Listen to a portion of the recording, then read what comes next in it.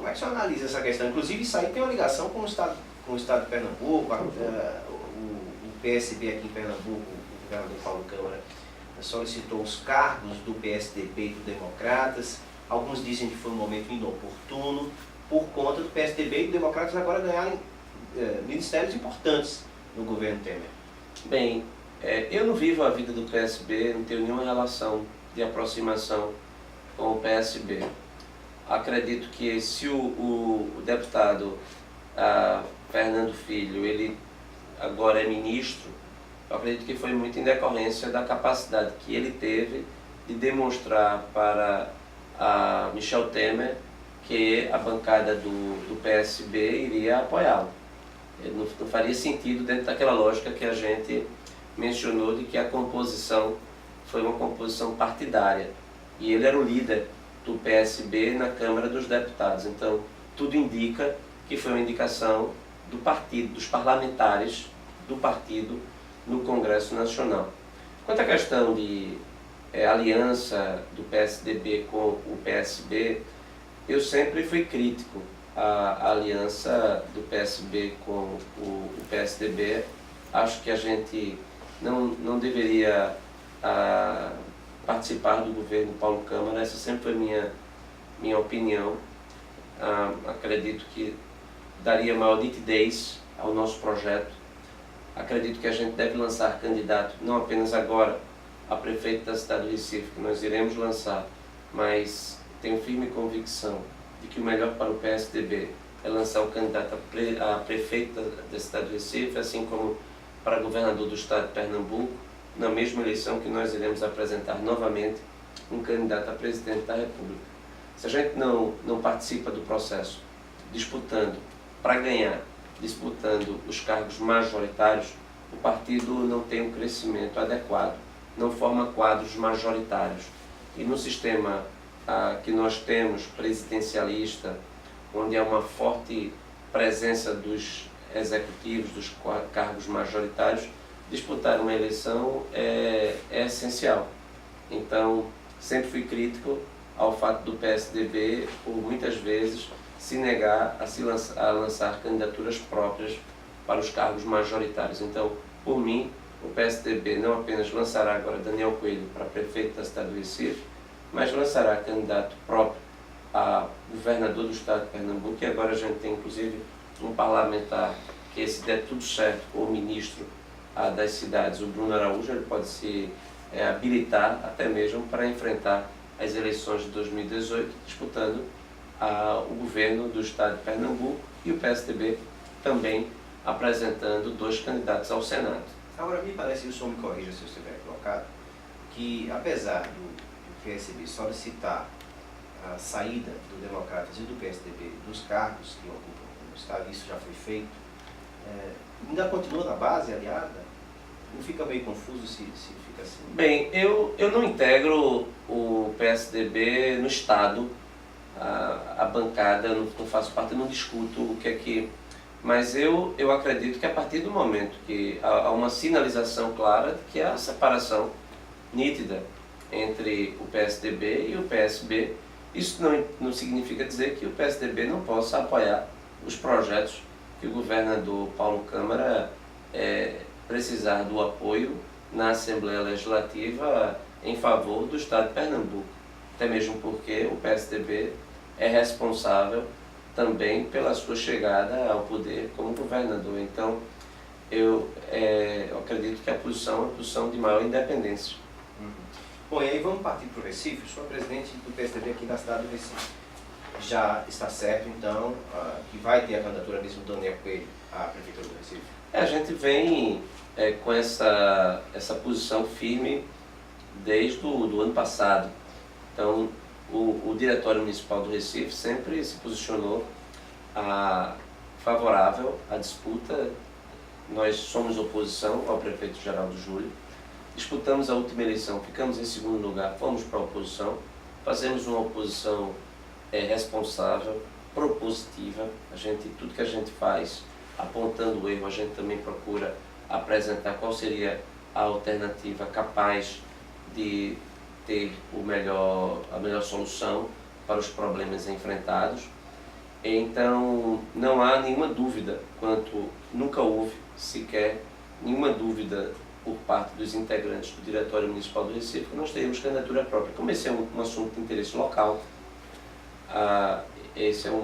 estamos dentro da nossa área de competência e defendemos essa candidatura que está agora já nas ruas, né? Inclusive porque já escolhemos até mesmo um candidato a vice-prefeito, o Sérgio Bivar, que é de um partido que fez uma aliança com a gente, que é um partido social liberal.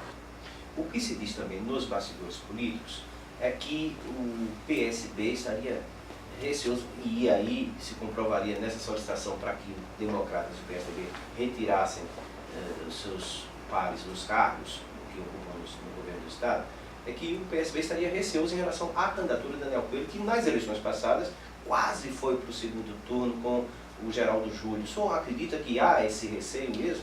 Olha, é muito evidente que a melhor estratégia, qualquer pessoa iria indicar para o prefeito que para ele seria melhor que ele tivesse menos competidores.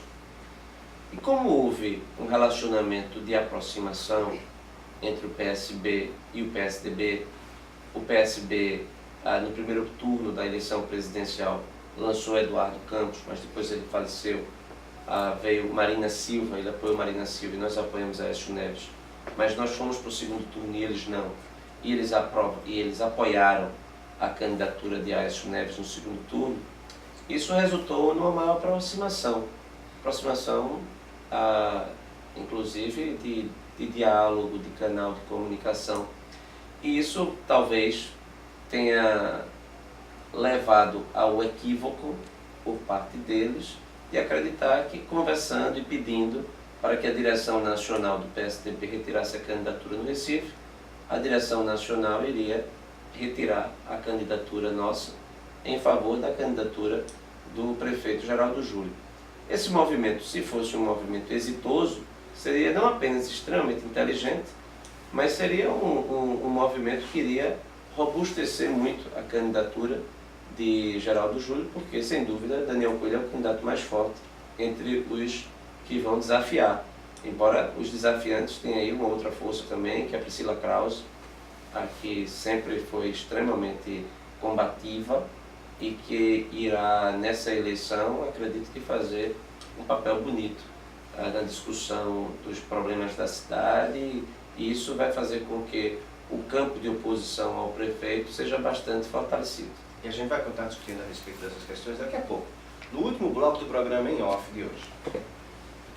Bom, chegamos ao último bloco do programa em off desse domingo, conversando com André Regis, que é presidente do PSDB aqui na cidade do Recife, também é vereador pela cidade, cientista político, conversando conosco sobre essas questões do cenário nacional, o cenário estadual e o cenário municipal aqui da nossa cidade, por conta das eleições que teremos em outubro. Bom, o candidato do PSDB será Daniel Coelho, o vice, o senhor falou já, o Sérgio Bivar, do PSL.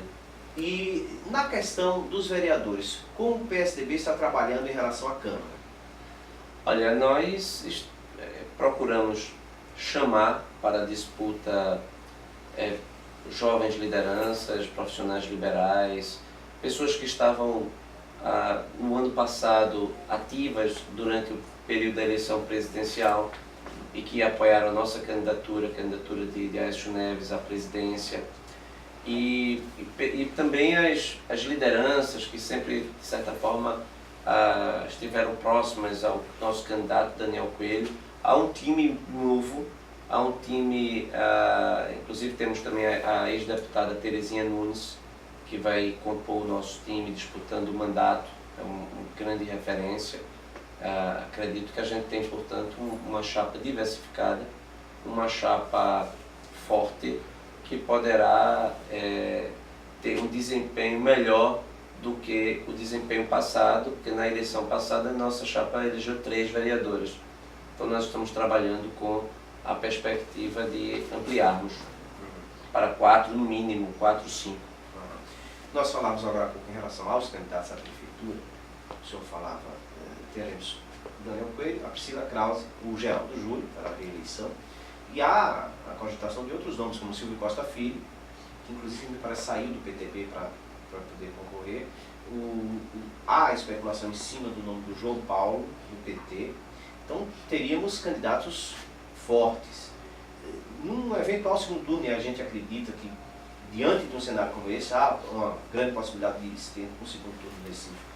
O PSDB indo para o segundo turno, aceitaria apoio de qualquer um desses outros partidos? Não faz sentido a gente fazer uma aliança, por exemplo, com o PT. Não está fora de qualquer cogitação. O que nós, inclusive, denunciamos, criticamos, mostramos o que o PT fez na cidade do Recife, as gestões desastrosas de João Paulo e de João da Costa. Não há, por conta de uma eleição, a gente se juntar com um partido que é o nosso principal adversário em todos os níveis, tanto nacional quanto do plano estadual ao local. Então, não será algo possível contarmos com o apoio do PT numa aliança formal. Inclusive eu acho que o eleitor do PT ele também é muito refratário a um posicionamento de aliança do PT com o PSDB. Eu acho que no campo da aproximação, acredito que a gente tem. E eu acho que o segundo turno, Mário, ele favorece muito a um debate que é menos partidário, de aliança. Porque a força dos vereadores é diminuída demais, porque no primeiro turno os vereadores fazem campanha para si e ao mesmo tempo fazem campanha para o seu candidato a prefeito, mas no segundo turno praticamente eles não fazem a campanha da forma como fizeram no primeiro, porque não são mais candidatos. A possibilidade dos partidos interferirem é menor, porque há uma equalização no tempo de televisão, no debate, há uma igualdade, há uma maior paridade de armas. Então, nesse sentido, eu acredito que se formos para o segundo turno, nós ganharemos a disputa. Daí, inclusive, toda essa pressão contrária à nossa candidatura. Quais serão as bases da campanha eleitoral do PSDB aqui na cidade do Recife? Olha, nós acreditamos que temos que lutar por uma cidade sustentável, uma cidade onde haja boas condições de vida para o seu morador, que possa atrair, inclusive, boas condições de passeio para o turista. Nós queremos que o Recife volte a ser uma cidade turística, onde o turista venha para cá, tenha segurança, tenha o prazer de andar pelas nossas calçadas sem que elas estejam sujas ou quebradas, para que eles possam vir aqui gerar riqueza, gerar o recurso próprio que faz com que essa indústria tão importante do turismo ela possa gerar empregos e riquezas para a nossa cidade. E ao mesmo tempo, nós queremos uma cidade que a mobilidade faça com que aumente a nossa capacidade produtiva, porque a produtividade no Recife é muito baixa, porque é uma cidade que não tem capacidade de mobilidade adequada. Todos os serviços no Recife praticamente são mais caros do que uma capital como, por exemplo, Curitiba, todos eles. Porque o custo da cidade é mais elevado por conta dessa questão da mobilidade, mas também pelo déficit educacional. Nós precisamos de mais saúde, mas essencialmente eu acredito que nós temos que transformar a educação do Recife no modelo paradigmático para o Brasil. Afinal de contas, é lastimável que o Recife tenha uma das piores redes municipais de ensino do país. E o senhor diz isso baseado em quê? Eu digo isso baseado em 3 anos e 4 meses de fiscalização diária intensa na rede, nas 320 escolas da nossa rede. A nossa equipe ela já percorreu mais de 30 mil quilômetros dentro da própria cidade, entrando em escola, saindo de escola, produzindo relatórios, produzindo requerimentos. Nós já aprovamos mais de 1000 requerimentos na Câmara dos Vereadores, cobrando providências por parte da Secretaria de Educação do município em termos de melhorias das nossas escolas. E todos esses requerimentos, inclusive, eles foram dados ciência à Promotoria de Educação do Ministério Público do Estado. Nós já apresentamos mais de 2 dezenas de denúncias de escolas em condições precárias, algumas inclusive foram fechadas, porque o Ministério Público, a partir da nossa denúncia, cobrou providências da Prefeitura. A Prefeitura terminou por verificar que as condições eram desumanas, eram violadoras de direitos humanos e em alguns casos, fechou escolas. Denunciamos escolas, inclusive, em barreiras, onde havia o risco de deslizamento, inclusive detectado pelo Departamento de Engenharia do Ministério Público Estadual. Nós temos uma equipe muito competente, multidisciplinar, com administradores, engenheiros, cientistas políticos, advogados. Nós temos uma equipe que se dedica a esta rede e todo esse trabalho ele pode ser verificado. Qualquer pessoa que está nos ouvindo agora pode ir no seu computador e digitar André Regis no Google, André Regis, raio-x das escolas, Recife. Vai aparecer lá, você clica no raio-x das escolas, que é o sistema que nós criamos, toda a produção interna do gabinete. Nós temos profissionais de tecnologia da informação, nós temos pessoas capacitadas para não apenas coletar, tratar os dados, mas também para disponibilizar os dados para toda a sociedade. É uma ferramenta de gestão que indica o percentual de aprovação de cada uma das escolas no IDEB, na Prova Brasil, o que elas têm, a temperatura de cada sala de aula, porque nós verificamos a temperatura de cada sala de aula, porque é uma reclamação constante o calor. Nós temos situações que são de impossibilidade de qualquer ser humano poder estudar numa sala de aula com acima de 34 graus. Essa é a realidade que os nossos professores e que os nossos alunos enfrentam diariamente nas nossas escolas. São 308 unidades. Essas unidades, elas são, muitas delas, casas alugadas, que foram alugadas sem nenhum critério que sejam educacionais. Podem ter sido alugadas por critérios políticos que jamais deveriam estar envolvidos na escolha de um local para abrigar uma escola. O que nós verificamos é que as escolas são, em regra, também mal iluminadas, ou seja, são escuras, as salas de aula são escuras, não há ventilação adequada, teto baixo, não há espaço para a circulação das crianças, não existem parquinhos, não existem quadras poliesportivas, ou seja, não existe a prática de educação física na rede municipal do Recife, e a rede municipal do Recife jamais produzirá um atleta, porque ela não tem esportes. E isso tudo, Marina, ao custo de R$1.000 por mês por cada criança. Eu estou falando na questão de infraestrutura e na questão pedagógica. Na questão pedagógica é mais grave ainda, porque se a infraestrutura fosse precária e as crianças aprendessem, elas fossem alfabetizadas adequadamente, nós teríamos pelo menos uma situação de superação em decorrência das más condições de infraestrutura. A nossa rede, ela é incapaz de alfabetizar adequadamente todas as nossas crianças. Por quê? Porque é problema de gestão, é problema de mentalidade, é problema de estruturais como calor, como falta de ventilação, quanto escuridão, a falta do mínimo adequado para que essa escola seja um espaço acolhedor. É importante que a gente mencione que a rede do Recife, no IDEB, que é um índice nacional do Ministério da Educação, um índice que vai de 0 a 10, o Fundamental 1 do Recife, a nossa nota é 4,3. E o Fundamental 2, a nota é 3,2. Isso implica dizer que nós temos uma das piores redes do Brasil. E eu repito, ao custo de R$1.000 por mês. Então, não são recursos apenas que estão faltando. A questão da gestão, ela é muito mais grave até.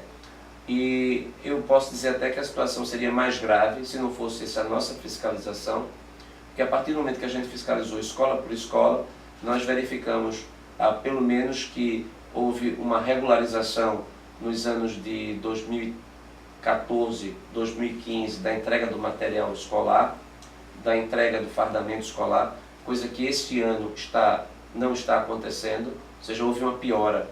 Isso tudo que eu estou dizendo é facilmente verificável por esse sistema que nós criamos, inclusive com fotos, com relatórios fotográficos, com relatórios descrevendo todas as condições das escolas. Também tem um canal nosso no YouTube, qualquer pessoa que for lá, vereador André Regis, no canal no YouTube vai encontrar vídeos que nós produzimos com a nossa equipe técnica, mostrando que é muito triste, é desumano, é violador dos direitos fundamentais dessas crianças você negar um futuro adequado, porque isso vai custar muito caro. A regra é muito simples. Quem é educado, quanto mais se investe na primeira infância, e a primeira infância é um momento maravilhoso, você é pai, você sabe disso. A primeira infância é o momento em que a criança aprende tudo. O que se ensinar a uma criança, ela aprende. E ela leva para a vida toda. Então, o que nós fazemos na rede municipal do Recife é desperdiçar este momento mais precioso na vida de uma criança. Aí se desperdiça, ela não aprende, ela não é educada adequadamente porque ela não é alfabetizada. A falta de alfabetização no momento adequado faz com que a criança perca o interesse pela escola. Aí vem a evasão escolar e um adulto que foi abandonado na escola, ele certamente será muito caro para o Estado, porque ele vai precisar de apoio aí entre os programas sociais, e sem falar na violência associada à falta de educação. Diante desse raio-x tão rico que os senhores conseguiram juntar, se pode pensar que no eventual governo do PSDB a educação seria perfeita? Perfeita não, mas seria completamente diferente do modelo que está posto aí há tantos anos, que veio da herança de 12 anos do PT, que exacerbou essa lógica de casas alugadas, e que aí eu vou até fazer também justiça. O atual prefeito Geraldo Júlio, ele interrompeu esse ciclo de aluguel de casas que não tem a menor condição para se colocar uma escola. E inclusive eu estou elogiando, porque a primeira vez que ele fez isso, nós ficamos em cima, nós protestamos, nós denunciamos e a prática foi revertida.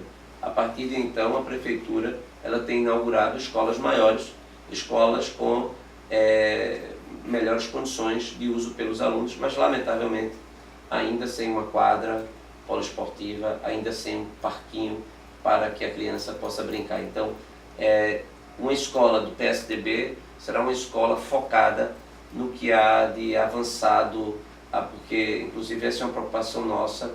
Eu fui, dos últimos anos eu fui à Finlândia, eu fui à Flórida, eu fui à França, eu fui à Inglaterra, em busca de modelos, a própria organização de cooperação econômica e desenvolvimento econômico, a OCDE, para pegar modelos que a gente possa, de certa forma, utilizar para sanar, de certa forma, os graves problemas dessa rede.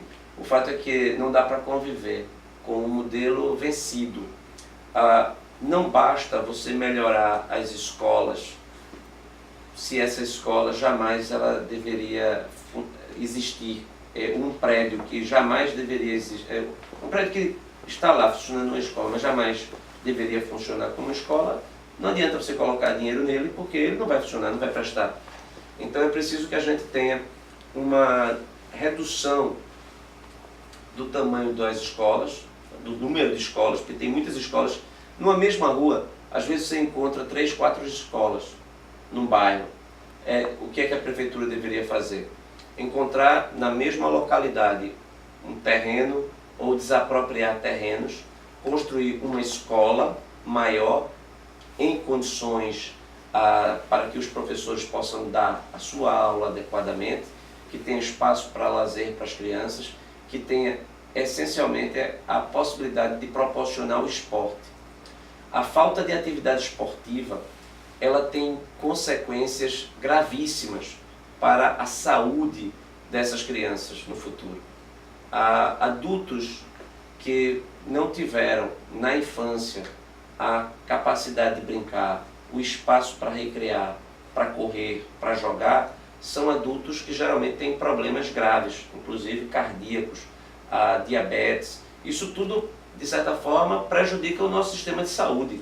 Então, até para que você alivie a conta no futuro do sistema de saúde, o sucesso é investir em educação. Então, é por isso que, no possível governo nosso, a ênfase será toda dada para uma primeira infância de qualidade. Bom, já estamos chegando próximo ao nosso final do programa.